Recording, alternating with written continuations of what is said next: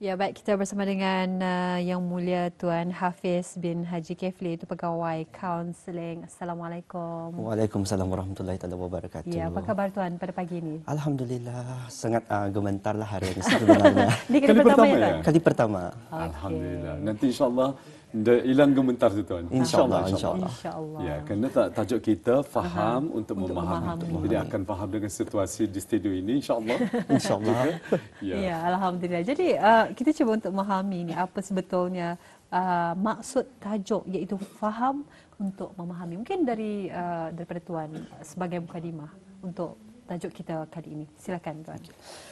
Faham untuk memahami ini mungkin amat sukar untuk difahami ya. Apa maksudnya tu? Macam faham untuk memahami. Apakah macam ada tanda tanyanya. Tanda tanya. Jadinya untuk kita menyenangkan hari ini lah, sebenarnya faham untuk memahami itu adalah sebenarnya empati. Okay. Sebelum saya menerangkan apa itu empati itu, saya mau tanya Tuan dan Puan dulu. Ya. Apa pemahaman Tuan ataupun Puan mengenai empati ini? Ladies first dah. Ladies first. Empati ni mungkin bagi pendapat saya lah ya. Rasa apa ni kita ni menjiwai, ingin mengetahui, ataupun ada rasa kasihan ke apa macam itulah ya. Okay. Kebanyakan orang yang saya tanya apa maksud empati ni, selalu mereka mengaitkan berasa kasihan. Berasa kasihan ini sebenarnya adalah simpati. Simpati kan? Bukan empati. Okay. Jadi sebenarnya empati ini adalah memahami apa yang orang lain itu rasakan. Melihat dari sudut pandang orang tersebut dan dapat membayangkan apa yang orang itu rasakan. Jadi dalam erti lain, empati ini juga memahami bahawa setiap orang itu memiliki perspektif yang berbeza. Jadi kebanyakan orang confuse lah, empati itu simpati, keliru. Tetapi sebenarnya empati itu lagi dalam daripada simpati sebenarnya. Ya. Tadi tu saya sebetulnya ingin menjawab kalau Mahira tadi memahami katanya. Menjiwai. Maafkan saya, menjiwai ya Mahira ya. Kalau saya lebih kepada rasa kemanusiaan, apa bezanya? Mungkin dapat dijelaskan. Kalau rasa kemanusiaan, macam mana komen daripada Tuan sendiri? Kalau rasa kemanusiaan itu memang sebenarnya sifat empati ini memang semula jadi ya. Memang semua orang akan ada sifat empati ini sebenarnya. Tetapi tahapnya itu berbeza. Ada yang mempunyai tahap empati yang tinggi, ada yang mempunyai tahap empati yang rendah, sederhana. Jadi mungkin Tuan dan Puan mau tahu je apa sebenarnya empati ini ya.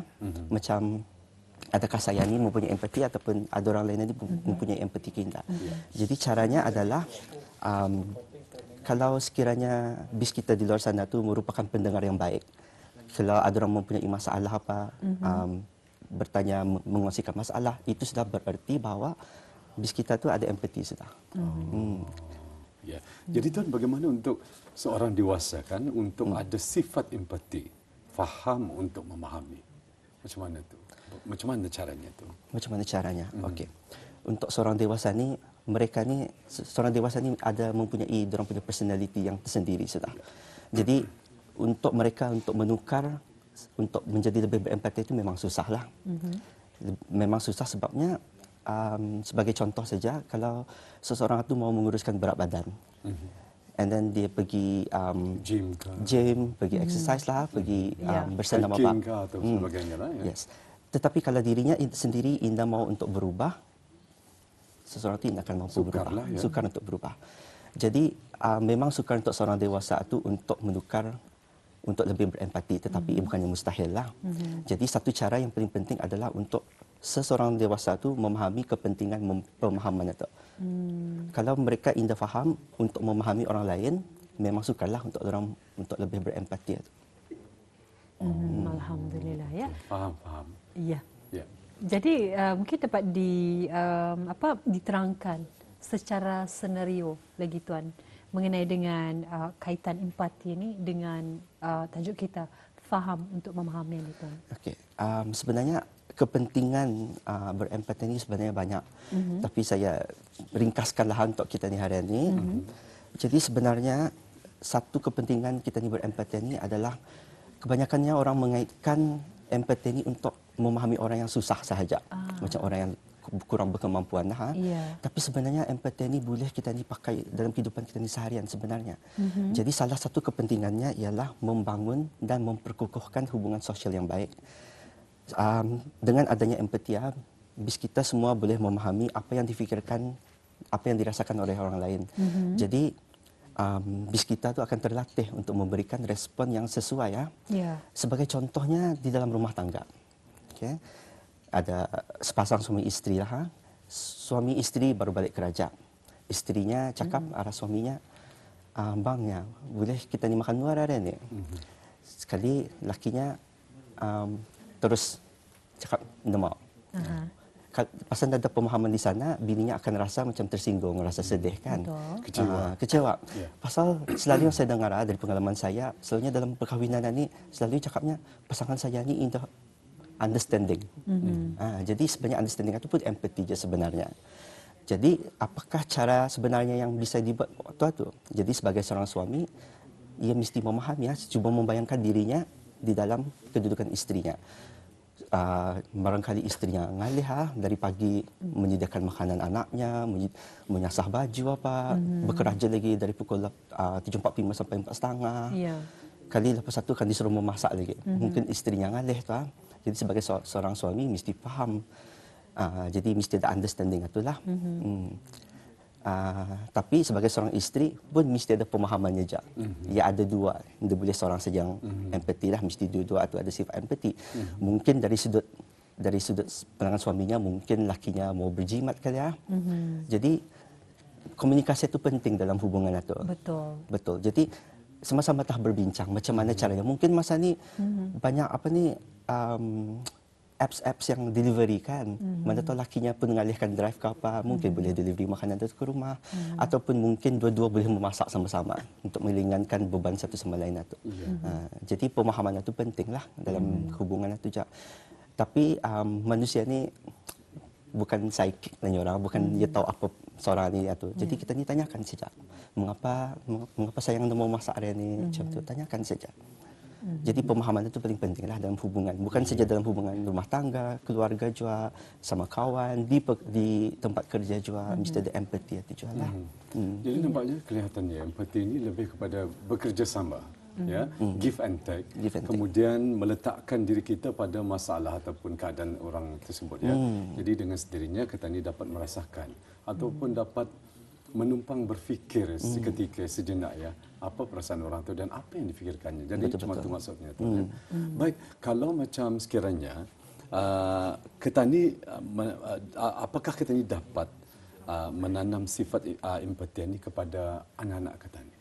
Generasi muda lah khususnya. Okey. Soalan itu sebenarnya soalan yang sangat bagus. Sebabnya empati ini sebenarnya lebih efektif kalau kita ni tanamkannya daripada anak-anak kita ni lagi. Seperti yang saya cakap tadi, kalau orang dewasa memang sukar untuk kita ditanamkan sifat empati sebab semuanya mempunyai personality yang tersendiri sudah. Memangnya orang ia punya, kalau dibandingkan dengan clay tentang terbentuk sudah ia punya bentuk. Tapi kalau kanak-kanak dia macam kain putih. Jadi kita ni dapat mewarnai dengan sifat-sifat yang baik itulah. Okey, kalau dari segi kanak-kanak semasa mereka berumur 3 tahun, mereka ni mempunyai minda teori ataupun theory of mind. Di mana dalam umur diorang 3 tahun ini, theory of mind ini maksudnya diorang mempunyai pemahaman bahawa orang itu berbeza. Start 3 tahun sudah tu. Diorang tahu laki-laki mana satu, bini mana satu. Mana satu orang tua, mana satu kanak-kanak. Diorang faham sudah tu sebenarnya. Jadi macam mana kita ni kan menanamkan sifat empati itu kepada kanak-kanak. Jadi ada 3 cara di sini yang saya dapat bagilah. Satu cara sebagai ibu bapa, sebagai guru, sebagai abang kakak, nenek, bapa saudara, ibu saudara, paling penting menjadi contoh yang terbaik. Sebabnya kanak-kanak ini dia macam cermin. Dia akan mengikut saja apa yang orang tuanya buat, apa orang di sekelilingnya buat. Jadi kalau kita menunjukkan contoh yang baik, kanak-kanak itu kan ikut. Jadi sebagai contohnya sifat empati ini dalam masyarakat kita ni dalam masyarakat kita ni di Brunei ni saya notice je kebanyakannya orang kita ni jarang bercakap minta maaf. Kalau lepas kita ni memarahkan anak itu, jarang kita ni cakap minta maaf. Jarang kita ni menerangkan mengapa kita ni marah tu. Yang sebisanya kalau sekiranya ibu bapa tu memarahi anaknya, diterangkan sebabnya kenapa. Beritahu lain. Bapa marah tu bukan apa, sebab bapa rasa disappointed, ani. Terangkan perasaan itu sebenarnya. Jadi anak tu faham kenapa ia marah.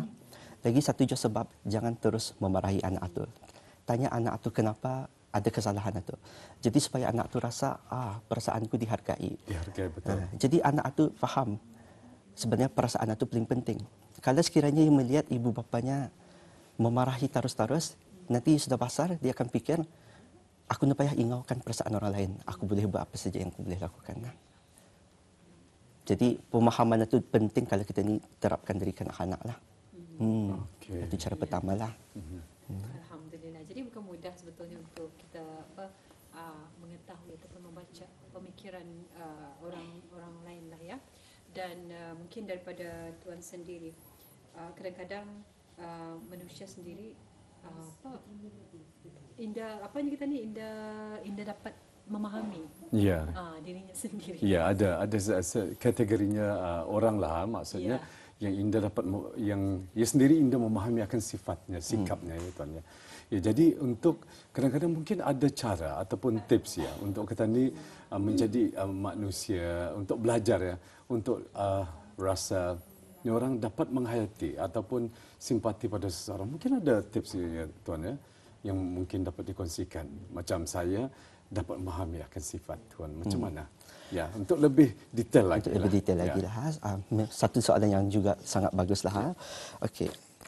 Paling penting sebenarnya kita ni dalam berhubungan ni, kita ni kenali dulu orang itu sebenarnya.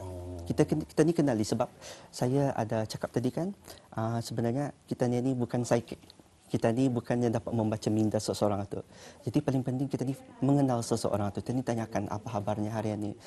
Tanyakan pasal keluarganya kah, tanyakan pasal dirinya sendiri, apa personalitinya, supaya nanti dapat kita ni membayangkan diri kita ni arahnya lah macam itu.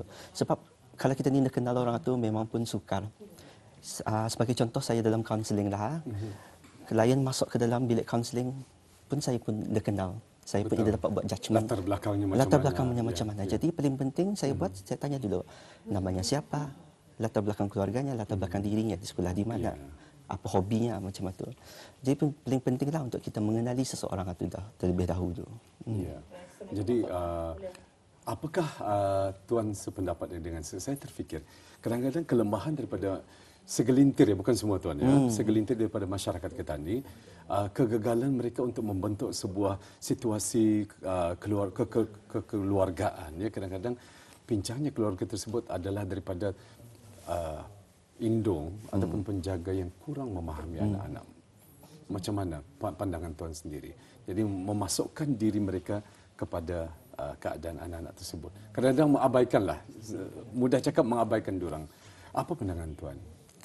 Pada pandangan ataupun saya, perlu kita ni perindungannya ataupun penjagaannya ialah untuk mempelajari ataupun di counselling misalnya. Macam mana? Seperti yang saya cakap tadi, kadang-kadang orang dewasa ni memang pendiriannya sudah tetap, memang ada sudah pendiriannya tersendiri ya. Memang sukarlah untuk mengatakan maaf. Mengatakan maaf itu. Yes, satu contohlah. Tetapi ianya benda mustahil sebenarnya. Mungkin orang yang di sekelilinginya boleh bersifat jujur, boleh bercakap, maaf Pak, sebenarnya Ani. Saya rasakan Ani. Mungkin kalau ada inisiatif dari anaknya terlebih dahulu, tapi dengan cara baiklah. Jangan terus macam bapa ni dah memahami macam itu. Mungkin boleh dicakap dulu, Pak, sebenarnya Ani, dia explain benar-benar dulu, bincang benar-benar dulu. Secara baiklah, bincang secara bisai. Baiklah, kalau ada anak-anak yang nyorang bijak dalam suka berterus terang tuan, kalau yang lebih memecahkan ataupun menguraikan masalahnya itu dengan cara berdiam diri, itu yang masalahnya. Kadang-kadang berlakunya kepincangan nyorang keluarga ya tersebut ya, bila anak-anak lebih suka mendiamkan diri, kemudian meluahkan masalah diorang di luar bersama dengan rakan-rakan diorang ya. Jadi amat penting sebetulnya empati yang seperti yang dinyatakan tadi ya. Mungkin ada lagi perkongsian, mungkin ada persaranan daripada tuan sendiri ya, mengenai dengan topik yang kita ni bawakan ni, faham untuk memahami. Sebenarnya saya baru saya kemarin Ya. macam ada membaca satu artikel ni lah, mengatakan dia dapat support daripada keluarganya, dia dapat support daripada rakan-rakannya sebab dia ada mempunyai masalah kesihatan mental. Kisah nyata. Kisah nyata. Okey, baik. Okey. Jadi saya pun terfikir, saya membuat tajuk ni faham untuk memahami, macam ngam saja tajuk artikel yang saya baca tu. Ya. Jadi saya terfikir sebenarnya masa ni masalah kesihatan mental meningkat di Brunei. Jadi salah satu sebabnya saya sedengarnya sebab tak ada tiada support daripada keluarga, daripada sokongan. Sebab nyata-nyata pun masa yang pernah saya tanya dulu lah, selalunya kalau ia meluahkan perasaannya tu arah kawannya sebagai contoh. Kawannya tu selalu bercakap dia, sekadar je masalah ni.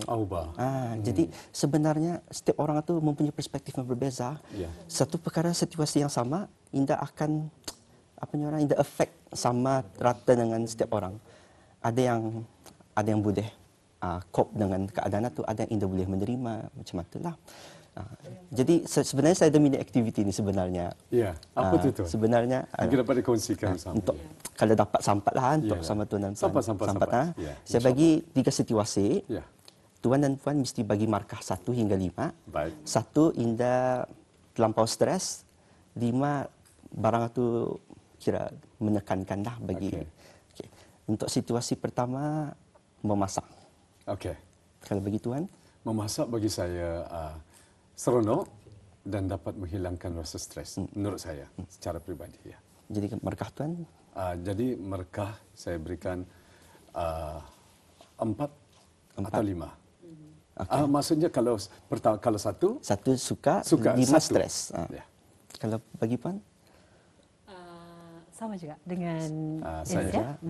Okey, kalau bagi saya bagi 4. 4. Stres. Sebab saya kalau memasak tu macam saya jenisnya seorang yang suka bersih kan. Jadi kalau memasak tu macam bukan bersih, jadi macam lah agak serabut lah. ya.